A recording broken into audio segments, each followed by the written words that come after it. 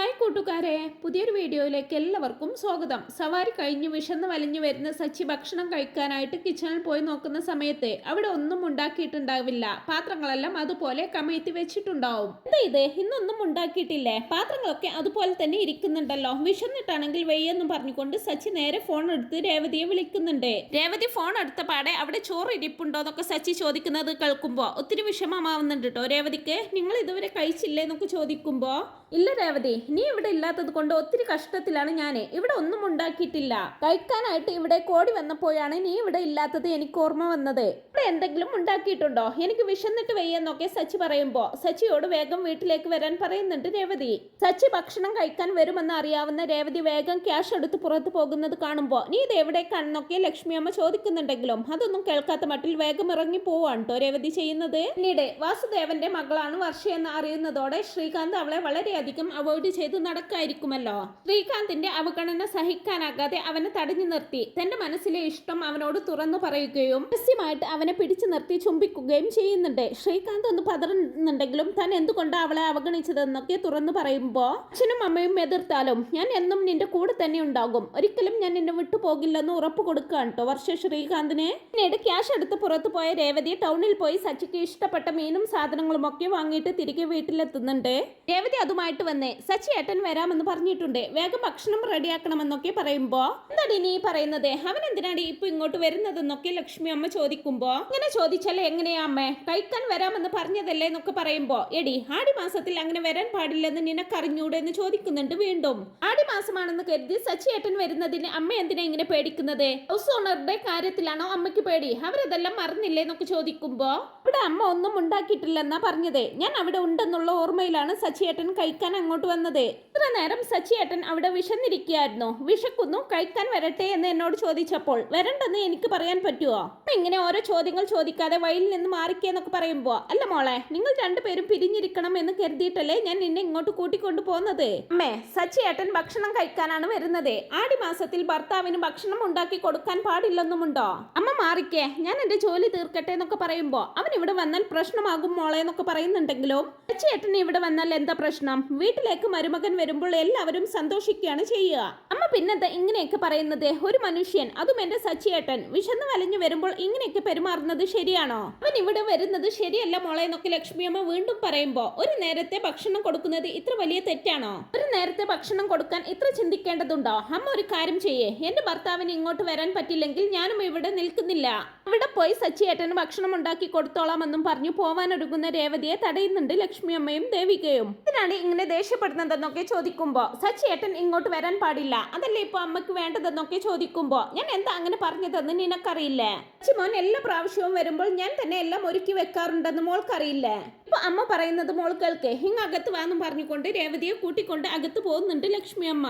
സമയം ഇപ്പൊ സച്ചിയേട്ടൻ വന്നെന്ന് കരുതി എന്താ പ്രശ്നം എന്നൊക്കെ ദേവിക്ക് ചോദിക്കുമ്പോ, അവൻ ഇപ്പൊ ഇവിടേക്ക് വന്നാൽ ഇവളുടെ അമ്മയോട് ആര് സമാധാനം പറയും? ആദ്യ രാത്രി എന്നെ വിളിച്ച് ഇവളെ കൂട്ടിക്കൊണ്ടു പോവാൻ പറഞ്ഞവരാണ് അവരെ. ഇപ്പൊ അവൻ ഇങ്ങോട്ട് വന്നെന്ന് അറിഞ്ഞാൽ അവരടങ്ങിയിരിക്കുവോ? അമ്മ എന്തിനാ അവരിങ്ങനെ പേടിക്കുന്നത്? അവരെന്ത് പറഞ്ഞാലും തിരിച്ചു പറയാൻ അമ്മയ്ക്ക് നാവില്ലാത്തത് കൊണ്ടല്ലോ എന്ന് ചോദിക്കുന്നുണ്ട് ദേവു. മിണ്ടാതിരിക്കെന്നും പറഞ്ഞുകൊണ്ട് രേവതിയോടായിട്ട്, സച്ചിമോൻ ഇങ്ങോട്ട് വന്നെന്ന് ചന്ദ്രാമ അറിഞ്ഞാൽ നമ്മൾ അവനെ വിളിച്ചു വരുത്തിയതാണെന്ന് പറഞ്ഞുണ്ടാക്കും, അതിനൊരു അവസരം ഉണ്ടാക്കി കൊടുക്കണമെന്നൊക്കെ ചോദിക്കുമ്പോ, പിന്നെ സച്ചിയേട്ടൻ ഇവിടെ ഉണ്ടെന്ന് അമ്മ എങ്ങനെ അറിയും? സച്ചിയേട്ടൻ ഭക്ഷണം കഴിച്ചാൽ ഉടനെ തന്നെ പോകും, അല്ലാതെ താമസിക്കാനൊന്നുമല്ല ഇങ്ങോട്ട് വരുന്നതെന്നൊക്കെ പറയുന്നുണ്ട് രേവതി. തുടർന്ന് രേവതിയും ദേവും കൂടി ഭക്ഷണം ഉണ്ടാക്കാൻ ഒരുങ്ങാണ്. സച്ചിമോൻ വെയിൽ കൊണ്ട് ക്ഷീണിച്ചായിരിക്കും വരുന്നത്. ജ്യൂസ് അടിക്കാൻ വല്ലതും കൊണ്ടുപോകാന്ന് പറഞ്ഞുകൊണ്ട് ശരത്തിനെ കടയിലേക്ക് പറഞ്ഞേക്കാണ് ലക്ഷ്മി അമ്മ. കണ്ടേ, അപ്പൊ മോനോട് സ്നേഹമൊക്കെ ഉണ്ടല്ലേ എന്ന് രേവതി കളിയായി ചോദിക്കുമ്പോ, സ്നേഹമില്ലാഞ്ഞിട്ടല്ല ഞാനിത് പറഞ്ഞത്, അത് പറഞ്ഞാൽ ഇപ്പൊ നിനക്ക് മനസ്സിലാവില്ല എന്ന് പറയുന്നുണ്ട് ലക്ഷ്മി അമ്മ.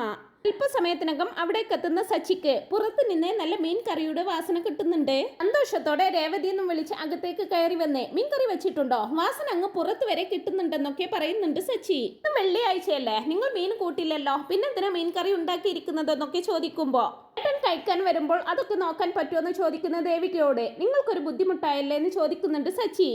എന്ത് ബുദ്ധിമുട്ട്? ഇത് സച്ചി ഏട്ടന്റെയും കൂടെ വീടല്ലേ, സച്ചി ഏട്ടനെ എപ്പോൾ ഇങ്ങോട്ട് വരികയും ഭക്ഷണം കഴിക്കുകയും ഒക്കെ ചെയ്യാലോ എന്ന് പറയുന്നുണ്ട് ദേവിക.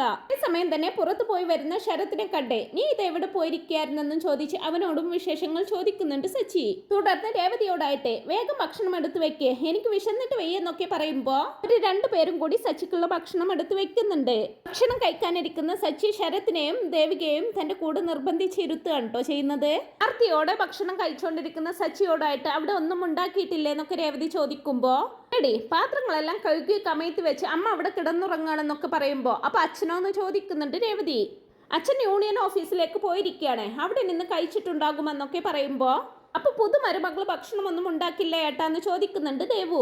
അരെ ആ മേക്കപ്പും വാരി പൂശി നടക്കുന്നവളോ ഭക്ഷണം ഉണ്ടാക്കുന്ന പോലും നിന്റെ ചേച്ചി ഒന്നും പറഞ്ഞു തന്നില്ലേ എന്നൊക്കെ ചോദിക്കുമ്പോ അത് വിട്, വരുമെന്ന് രാവിലെ തന്നെ വിളിച്ചു പറഞ്ഞിരുന്നെങ്കിൽ കുറച്ചധികം സാധനങ്ങൾ ഉണ്ടാക്കി വെക്കാമായിരുന്നെന്നൊക്കെ രേവതി പറയുന്നത് കേൾക്കുമ്പോ ഇനി എന്തുണ്ടാക്കാനാ, ഇത്രയും സാധനങ്ങൾ പോരെ, മീൻ കറി, മീൻ പൊരിച്ചത്, മുട്ട, ഇത്രയും പോരെ 2 പറ ചോറുണ്ണാനെന്നും പറഞ്ഞുകൊണ്ട് ആസ്വദിച്ച് കഴിക്കുന്നുണ്ട് കേട്ടോ സച്ചി. അത് ആസ്വദിച്ച് കഴിക്കുന്നത് കണ്ട് വീണ്ടും വീണ്ടും അവന് ഭക്ഷണം വിളമ്പി കൊടുക്കുന്നുണ്ട് രേവതി. എന്നൊക്കെ പറയുന്ന സച്ചിയോട് കഴിക്കേട്ടാ, ഏട്ടന് വേണ്ടി ചേച്ചി ടൗണിൽ പോയി വാങ്ങിക്കൊണ്ട് വന്നതാണ് ഇതെല്ലാം എന്നൊക്കെ പറയുമ്പോ ആശ്ചര്യത്തോടെ രേവതിയെ നോക്കുകയാണ് കേട്ടോ സച്ചി. ഇങ്ങനെ ഭക്ഷണം ഉണ്ടാക്കി എനിക്ക് വിളമ്പി തരാണെങ്കിൽ ഞാൻ ദിവസവും ഇവിടെ വന്ന് കഴിച്ചോളാം എന്നൊക്കെ സച്ചി പറയുമ്പോ ദിവസവും ലക്ഷ്മി അമ്മ ചോദിക്കുന്നത് കേൾക്കുമ്പോ രേവതി അമ്മയോട് കണ്ണുകൊണ്ട് മിണ്ടരുതെന്ന് ആംഗ്യം കാണിക്കുന്നുണ്ട്. തല്ലടി മോൻ വെറുതെ ഇത്ര ദൂരം യാത്ര ചെയ്യണ്ടല്ലോ എന്നാണ് ഞാൻ പറഞ്ഞതെന്നൊക്കെ പറയുമ്പോ നല്ല ഭക്ഷണം കിട്ടുമെങ്കിൽ എത്ര ദൂരം യാത്ര ചെയ്തു വരാനും ഞാൻ തയ്യാറാണെന്നൊക്കെ സച്ചി പറയുന്നത് കേൾക്കുമ്പോ ലക്ഷ്മി അമ്മയുടെ മുഖം പ്ലിങ്ങിയതുപോലെ ആകുന്നതും അമ്മയെ കളിയാക്കി ചിരിക്കാണ് ദേവികയും രേവതിയും. അങ്ങനെ ഭക്ഷണമെല്ലാം കഴിച്ചു തീരുന്ന സച്ചി വേറെ ഒരുപാട് ഫുള്ളായി, ഇനി കുറച്ചു നേരം കിടക്കണമെന്നൊക്കെ പറയുമ്പോ അപ്പൊ മോൻ ഓട്ടം പോവാനില്ലേന്ന് ചോദിക്കുന്നുണ്ട്.